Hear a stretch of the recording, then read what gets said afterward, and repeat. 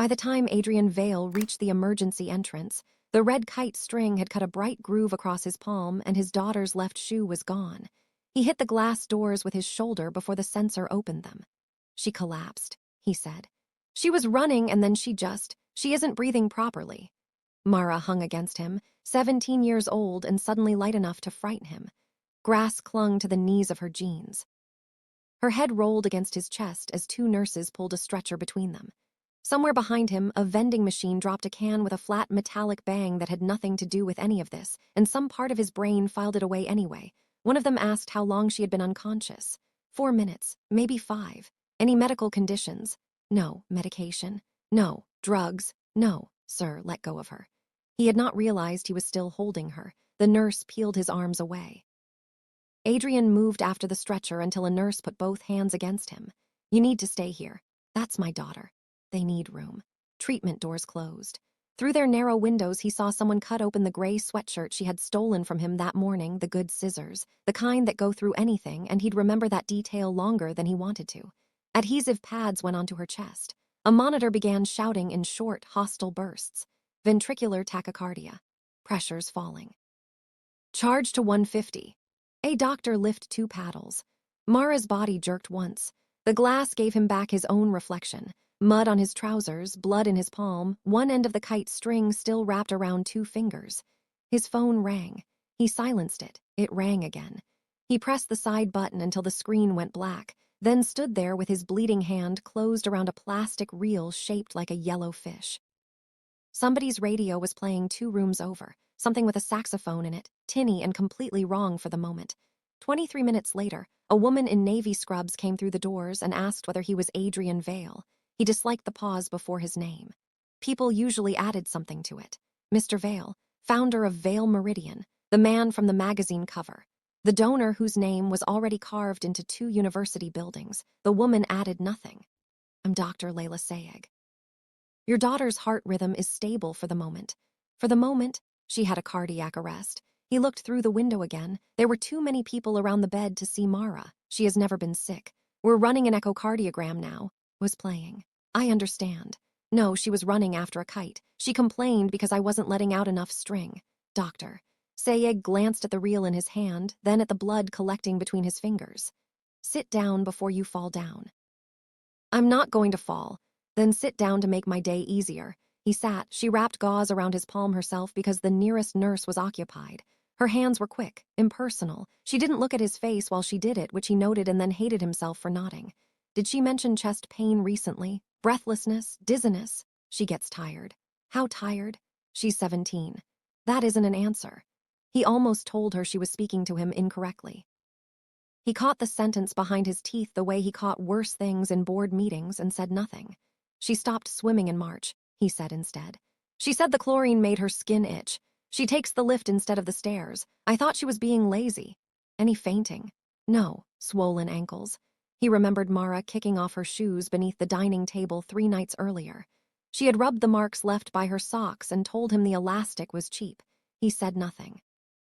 Dr. Sayegh watched his face for a second too long. We'll talk when I have the images. Adrian stood as she turned away. Get whoever you need. Already have who we need. Bring in someone else. For what? For certainty. She turned back and actually looked at him, not the practiced up and down people gave him at fundraisers, cataloging the watch and the suit. Just looked. Certainty isn't a consultant, Mr. Vale. She went back through the doors. Adrian called Jonah Reed from the corridor. Jonah answered on the first ring. You missed the Singapore call. Mara's at St. Alden. Silence replaced the faint airport noise behind him. What happened? She collapsed. I'm coming. Bring my medical file. Another pause. All of it? Yes, Adrian. Not discuss it on the phone. He ended the call before Jonah could answer. Mara woke just after sunset with a clear tube beneath her nose and a bruise forming along her collarbone where someone had pressed too hard. Adrian sat beside the bed, working dried blood out of the grooves of the kite reel with a damp paper towel like it mattered, like it was a task with an end point. It crash? She asked. He dropped the towel. Her eyes moved slowly around the room. The kite! It's in a tree. I told you to let out more string. You also told me you knew what you were doing. I did. You ran backward into a garden chair. That wasn't the part I meant. Her voice was thin, but it was hers. He moved his chair closer. You frightened me. I noticed. She lifted one hand toward the monitor leads beneath her gown. What's all this? They're checking your heart. For what? An irregular rhythm. Kind. He reached for the plastic cup on her tray. Drink. She did not take it. What kind? The door opened before he had to answer. Dr. Sayegh entered with a tablet tucked beneath one arm. Behind her, a technician wheeled in another machine, one wheel squeaking in a way nobody bothered to fix. Mara looked from the doctor to Adrian. He's doing the thing. What thing? Dr. Sayegh asked, talking like a press release. Adrian set the cup down. Dr. Sayegh pulled the stool to the bedside. Your heart muscle didn't form normally. The lower left chamber has deep folds in it. It's probably been that way for years, but it compensated until it couldn't. Mara stared at her. What does compensated mean? It worked harder. Now it's failing. Adrian leaned forward. You said the rhythm was stable. The rhythm is one problem, the muscle is another. Mara looked at the monitor like it might start subtitling itself. Can you fix it? We can support it. Medication, electrical control, possibly a temporary pump, but the damage is severe. You fix it, doctor. Sayegh didn't glance at Adrian before answering. No, Mara scratched the edge of the adhesive on her wrist. So what happens? We evaluate you for a transplant. Nobody in the room moved. The pump kept clicking. A cart rattled past in the corridor. Someone laughed at the nurse's station and then stopped, embarrassed by it. Adrian stood. Quickly, can she be listed? There are tests: blood type, antibodies, organ function, infection screening, psychological assessment. Begin tonight. They already have. What is the average waiting time? It won't help you. I asked for a number. I'm telling you it won't help. She could receive an offer in days. It could take months. Her blood type, body size, and medical urgency matter. So does the availability of a suitable donor. Then raise the urgency. Doctor. Sayegh's expression stayed level. This is not a hotel upgrade. Mara closed her eyes. Adrian lowered his voice. I know what it is. Do you? The doctor pointed to his hand. Blood had seeped through the gauze. He hadn't noticed, and now that he had, his hand throbbed like it had been waiting for permission. Still carrying the thing she was playing with when she nearly died. You haven't asked whether she's in pain. You haven't asked what the transplant would do to her. You've asked how to move her up a list. What would it do to her? Mara opened her eyes again. Dr. Sayegh answered for both of them. Major surgery, lifelong anti-rejection medication, infection risk, regular biopsies, possible rejection despite everything. A different life, not the old one returned. A life, Adrian said, if an organ comes. He heard the if buried in that sentence and hated her for it. Jonah arrived after midnight in a rain-darkened suit, carrying a slim leather folder and Mara's missing shoe in a transparent hospital bag. They found it near the fountain, he said. Mara was asleep. Adrian took the shoe and placed it beside the other one beneath her chair, aligning the toes like a man setting a table for one guest. Jonah noticed the gesture and said nothing about it. Bad. She needs a heart. Jonah sat without removing his coat. Adrian held out his hand for the folder. No, it to me. Until you tell me why. You know why. Jonah looked toward Mara. A blanket covered her to the shoulders. The temporary medication running into her arm made her sleep with her mouth slightly open.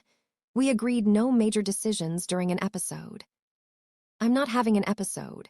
You called me from a hospital and asked for the file you made me lock in my office. My speech is clear. My left hand is working. You dropped the reel twice while I was standing in the doorway. Adrian looked down. The yellow fish lay beside his shoe. Jonah kept his voice low. The neurologist told you to return if the numbness came back. Also told me he couldn't operate. Told you to come back. Observation. I have observed it. Jonah's jaw shifted once. You have a bleed in the one place no one wants to touch. You don't get to be sarcastic about observation. Adrian leaned back, listening for any change in Mara's breathing. Long have you known her? Jonah frowned. Since she was 6. Then give me the folder. No, Jonah. What are you planning? Adrian looked at the paired shoes beneath the chair. They need a donor close to her size. Jonah didn't move. We share a blood type, Adrian continued. She's 5'10".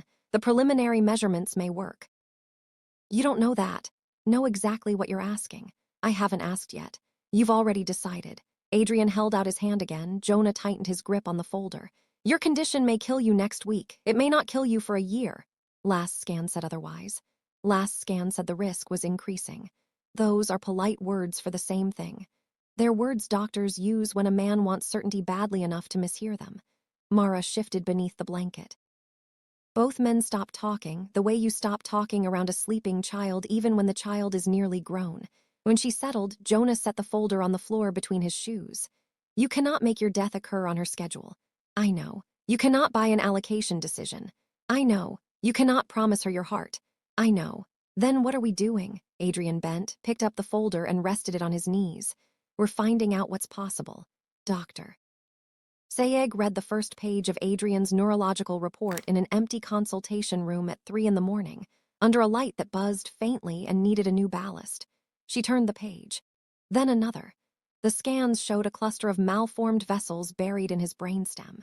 It had bled twice in 14 months. The second hemorrhage had left him with intermittent numbness in his left hand, headaches he disguised as eye strain, and brief spells in which familiar words disappeared. Surgery carried a high likelihood of immediate death or permanent paralysis. Leaving it alone carried another kind of likelihood, harder to put a number on and no kinder for that. You were diagnosed before Mara collapsed, she said, 7 months ago. She know? No, you're asking about directed deceased donation. I'm asking whether it can be done legally and medically. It can be requested. That is not the same as guaranteed. I understand. If you were declared dead by neurological criteria, if your heart remained suitable, if your infectious screening was clear, if your organ size matched, if her cross-match was acceptable, if she were still medically eligible, and if the allocation review approved the direction, then it might be possible. That sounded rehearsed. It's the answer I give people who think love changes procurement rules. He let that pass. Test me. You're alive. Compatibility. That would require independent review. Your daughter would need representation separate from you. The transplant team caring for her cannot be involved in decisions regarding your death. I'm not asking anyone to make a decision regarding my death. Yet. 2 words sat there. He felt his jaw tighten before he decided to let it. Adrian stood and walked to the window. Ambulances moved beneath them, red light sliding across wet pavement, the same 3 seconds of red over and over. I built a shipping terminal in 18 months on ground 3 engineering firms called unusable. Doctor. Sayegh closed the folder. The human body isn't impressed by your resume. I'm not trying to impress it. You are. He turned. She pushed the file toward him. Spent your life converting obstacles into negotiations. This one may not negotiate. Mara may die before you. You may die and prove unsuitable. Another donor may appear tomorrow. Your condition may stabilize. Her condition may deteriorate beyond transplant. Any of those things can happen. So I do nothing. No, you sit with uncertainty without turning it into an order. He gave a short, humorless laugh. Is that a treatment? For you, maybe. By the 4th day, Mara's room contained 3 chargers, 2 unopened flower arrangements, 6 paper cups, a half-eaten protein bar nobody claimed, and a stack of glossy board documents Jonah had brought for Adrian to sign. Mara took the top page and folded it into a crooked bird. That was a voting resolution, Adrian said. It's a duck now. It doesn't resemble a duck. Has an executive compensation package. That's why it's top-heavy. Jonah looked down to hide a smile. Mara set the paper bird on the tray beside her untouched soup. Adrian had moved into the room without admitting it. Fresh shirts appeared in the cupboard. His razor stood in a plastic cup near the sink. Conducted calls from the corridor and returned carrying food he forgot to eat, so that a small graveyard of cold sandwiches accumulated on the windowsill. She watched him miss the button on his cuff 3 times. Give me your hand, she said. What? Your hand. He offered the right. Other one. He lowered it. Why? You keep dropping things. I cut my palm. That's not the hand you cut. Jonah's eyes moved to the window. Adrian picked up the plastic spoon and set it squarely beside her bowl. Eat something. Are you being weird? I am always weird. You complain about it regularly. Being a different weird. Her monitor changed pitch. A nurse came in, checked the leads, told Mara to stop pulling at the sensor on her finger and left with her shoes squeaking on the linoleum. Mara reached for the soup once the door shut. Her hand trembled from medication. Adrian moved to help. Don't. You'll spill it. Then I'll spill it. She lifted the spoon. Half the soup ran back into the bowl. She took what remained. There, she said. Disaster. He sat down again. The transplant evaluation moved fast because her heart didn't leave the team another choice. Tests that usually took days got done in hours. Her name entered the national system at the highest urgency once an internal pump went in to support her failing left ventricle. The pump wasn't quiet. It made a low mechanical hum beneath the other sounds in the room. At night, Mara pressed her palm against her ribs and said it felt like someone had left an electric toothbrush inside her. Adrian slept through none of it. On the 7th morning, Jonah found him in the stairwell between intensive care and the transplant floor, sitting 2 steps below a sign that said fire door. Keep clear. You look terrible, Jonah said. Looked expensive for so long people confuse it with health. Jonah sat beside him. Review panel approved compatibility testing. Adrian stared at the landing. And blood type works. Size is within range. Initial antibody screening is clear. Adrian nodded once. Jonah waited. That's good, Adrian said. No, it's possible. Stop calling possible things good. Didn't. You did, 1 syllable. Adrian rubbed the heel of his hand against his left thigh, a motion Jonah had learned to watch for without seeming to. Is it numb? Pins and needles. We're going downstairs. No, you're already in a hospital. Not leaving her floor. You can come back. If she wakes and I'm gone, she has woken without you before. Adrian looked at him. Jonah regretted the sentence the second it left him, but didn't take it back.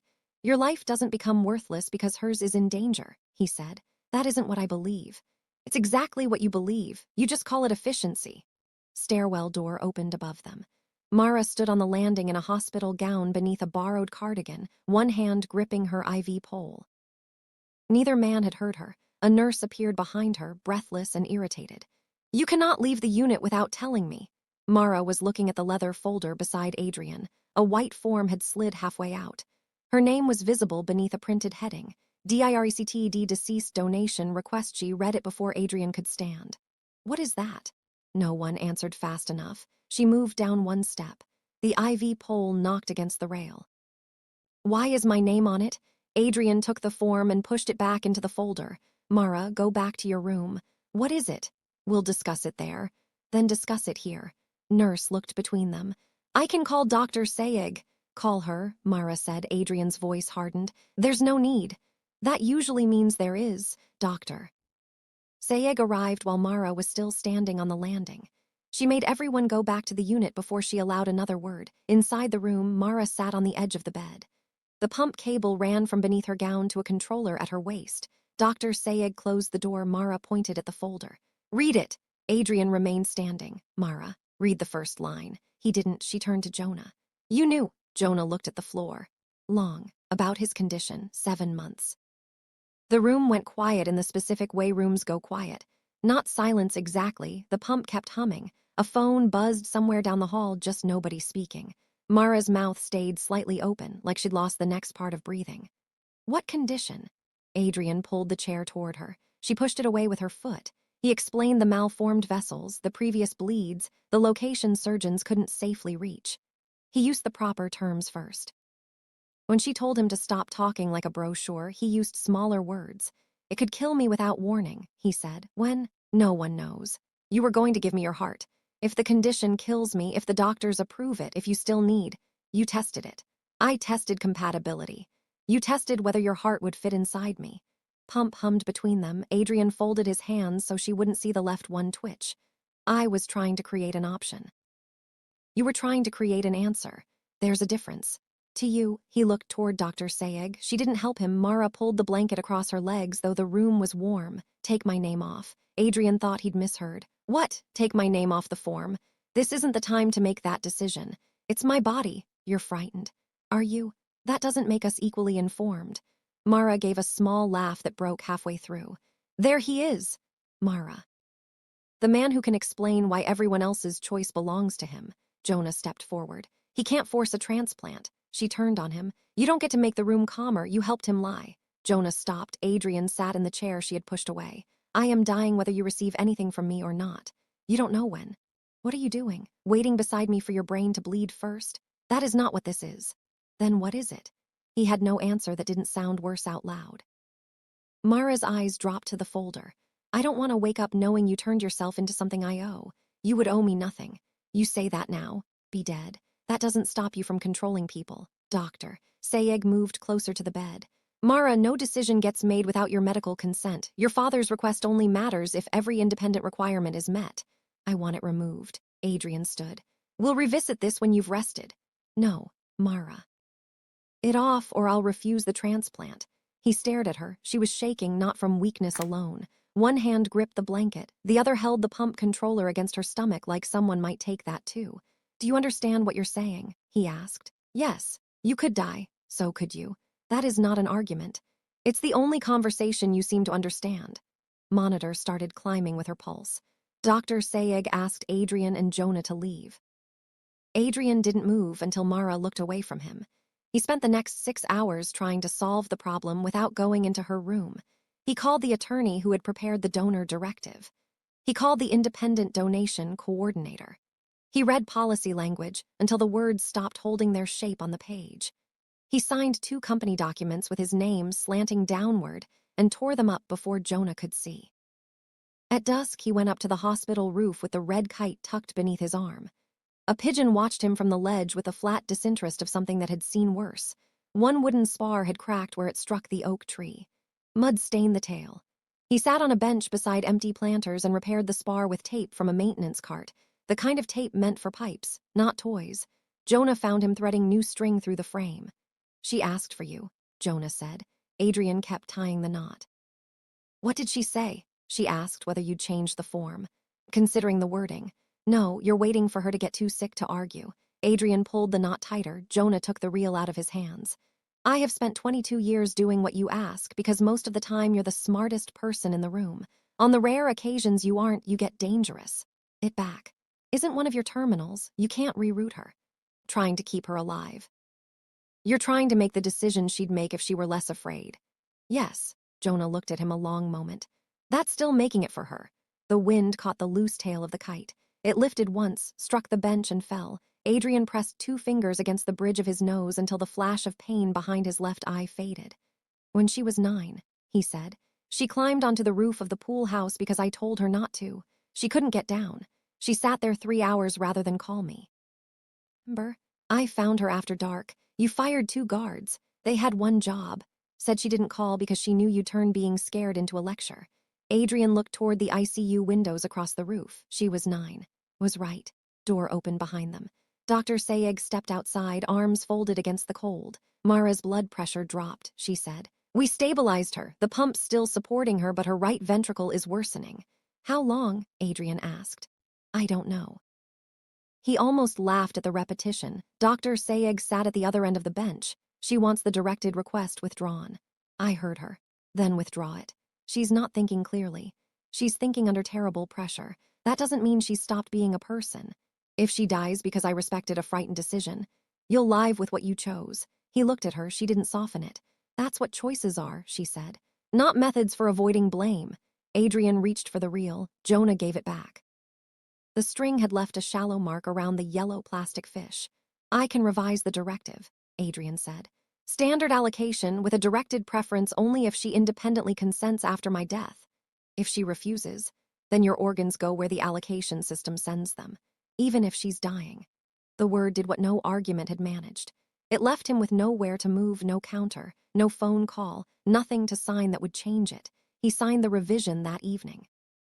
His left hand wouldn't hold the paper steady, so Jonah pinned the lower corner with 2 fingers. Adrian signed with the right. Afterward, he went into Mara's room alone. She was awake, watching a cooking competition with the sound off. A contestant was trying to carry a collapsing cake across a studio floor. "I changed it," Adrian said. Mara kept watching the television. "No longer named as the exclusive recipient. Nothing can be directed to you unless you choose it yourself." Cake fell.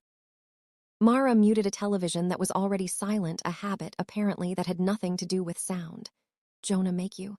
"No." "Dr. Sayeg?" "No." "Then why?" "Because I was wrong." She looked at him then. He took the chair beside the bed but didn't move it closer. "I should have told you about my condition when I learned," he said. "I told myself I was protecting your last year of school, then your birthday, then the summer. I kept moving the date because lying got easier once it started." "Why?" "I wanted you to look at me without measuring how long I had." Her face tightened. "That was selfish. You don't usually admit that quickly." Trying something new. She looked down at the plastic line taped to her arm. "Are you going to die soon?" "I may." "Does it hurt?" "Sometimes." "Where?" "Behind my eye. My hand goes numb. Words disappear." "Words?" "Ordinary ones. Yesterday I forgot the word for curtain." She glanced toward the window. "What did you call it?" "The cloth beside the glass." Despite herself, she smiled briefly and hated that she had. He noticed and had the discipline not to reward it. "I don't want your heart," she said. "You don't have to take it." "What do you want me to do?" "I want you to decide after I can no longer influence the room." "That sounds like influence." "Probably is. I'm not cured of it." She folded the edge of the blanket beneath her thumb. Are you scared? Yes. He had given more complicated answers to easier questions his whole life. Mara looked toward the empty space beneath the chair. Where's my shoe? In the cupboard. You cleaned it. It was muddy. It was supposed to be muddy. Can put mud back on it. That would be stupid. I have staff. She rolled her eyes, and the movement cost her enough that she had to close them afterward. Adrian stayed beside the bed. After a while, she said, I'm still angry. Say it while I'm here. Later, you'll want to improve the wording. She opened her eyes. I hate that you made Jonah know you better than I did. Adrian looked toward the door. That one's fair. I hate that you were sick and still told me to take the stairs.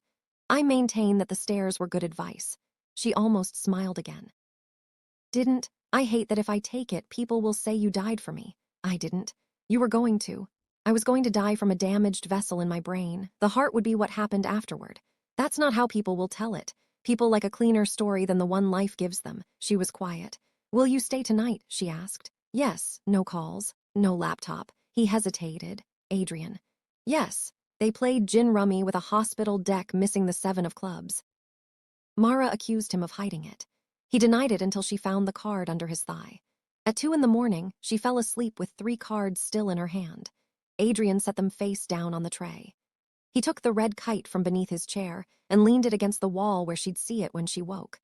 The next afternoon, he came back from a neurology appointment carrying 2 oranges from the cafeteria, the good kind that were never actually in season, whatever the sign said. Mara was sitting upright for the first time in days. Jonah had raised the blinds, and winter light lay across the floor in pale rectangles. Adrian stopped in the doorway. 1 orange slipped from the paper bag. It rolled beneath the bed. You dropped something, Mara said. He looked down but didn't move. Blinked. His left eyelid had begun to sag. Jonah stood. Adrian tried to say he was fine. What came out was a broken sound and half of Jonah's name. Mara reached for the call button. He lifted his right hand, warning her off. She pressed it anyway. The room filled fast. A nurse caught Adrian as his knees folded. The paper bag tore and the second orange rolled toward the red kite. Mara said his name once. He turned toward her voice. His eyes didn't find her. The staff pushed his stretcher through the door. Jonah ran beside it. Dr. Sayegh stayed long enough to tell Mara a neurology team was waiting downstairs. Then she followed. The orange under the bed stayed there until evening. Nobody thought to move it, and later nobody wanted to be the one who had. At 4:17 the next morning, Dr. Sayegh came into Mara's room with Jonah behind her. Jonah had changed shirts, though one cuff was still wet. He held the yellow kite reel with both hands, the way you hold something so you don't have to decide what to do with your hands. Mara knew before either of them spoke. The hemorrhage had destroyed the function of Adrian's brainstem. 2 independent examinations had been performed hours apart. Confirmatory testing showed no blood flow to the brain. Dr. Sayegh used careful language. She didn't call it sleep. Mara asked whether he could hear. No. Anything? No. You sure? Yes. Jonah sat near the window and pressed the reel between his palms until the plastic creaked. Dr. Sayegh explained that Adrian's heart remained strong. The final inspection showed no damage. The measurements matched. The cross-match was negative.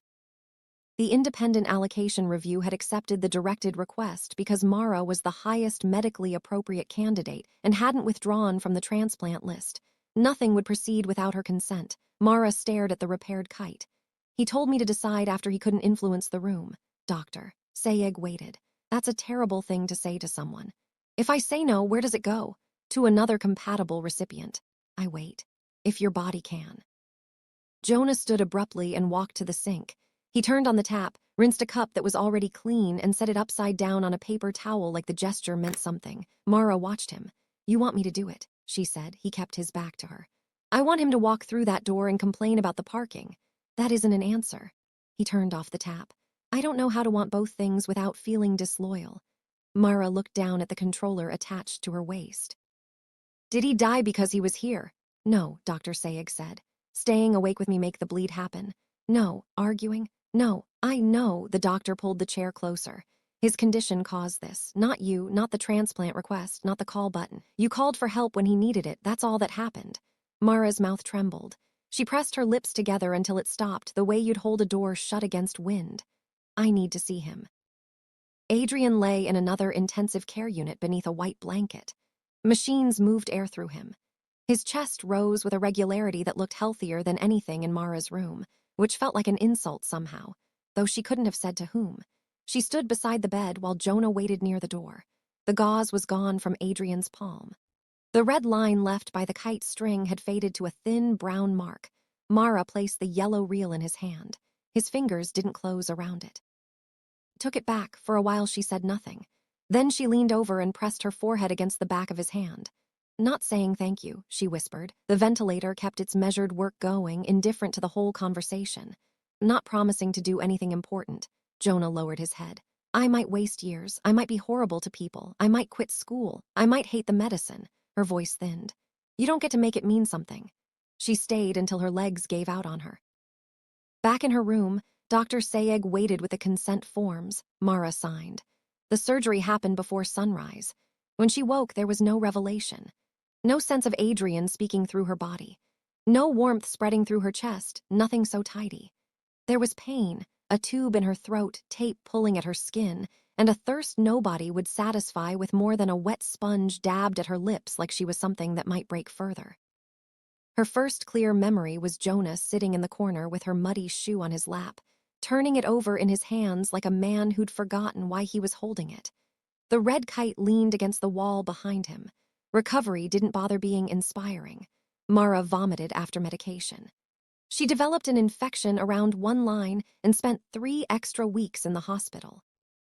The first biopsy showed mild rejection, which Dr. Sayegh treated by increasing drugs that made Mara's hands shake worse than the pump ever had. The business press called Adrian's death the ultimate billionaire sacrifice. One network ran an animated graphic of a heart traveling from his silhouette into hers, complete with a little glowing trail, like a delivery route. Mara threw the television remote hard enough to crack the battery cover.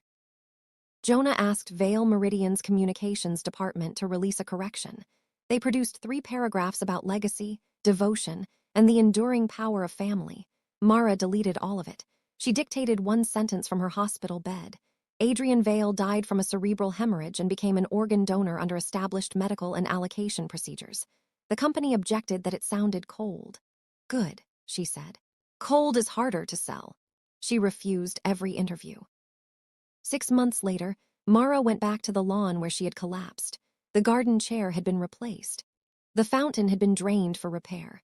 A faint rectangular patch showed where the ambulance wheels had torn up the grass, already half grown back over, the way a scar fades without ever quite disappearing.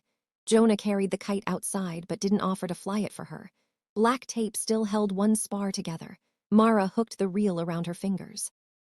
The medication tremor had improved, though it hadn't gone. Beneath her shirt, a portable monitor rested against the scar down the center of her chest. There wasn't much wind. She walked backward carefully while Jonah released the kite. It dragged across the grass, lifted, fell, then caught a stronger current above the oak. The string tightened. Mara stopped before it pulled her off balance. Jonah stayed several steps away. You all right? He asked. She looked at the kite, then at the patch of grass near the fountain. No, she said, but don't take it. Monitor beneath her shirt chirped once. She waited for the rhythm to settle. While she waited, she said to herself, what's the meaning of life if you're no longer in it, Dad? I know you enjoyed the story, but guess what? More are yet to come. So make sure you subscribe to our YouTube channel for more interesting stories. Turn on notifications so you never miss a new story. Also comment your thoughts about the story. Share with loved ones and friends so they too can enjoy the story as well. Every story has a meaning, and every voice deserves to be heard. If you enjoy powerful storytelling, emotional journeys, and unforgettable narratives, make sure you subscribe to The Narrative and become part of our growing community. Thank you.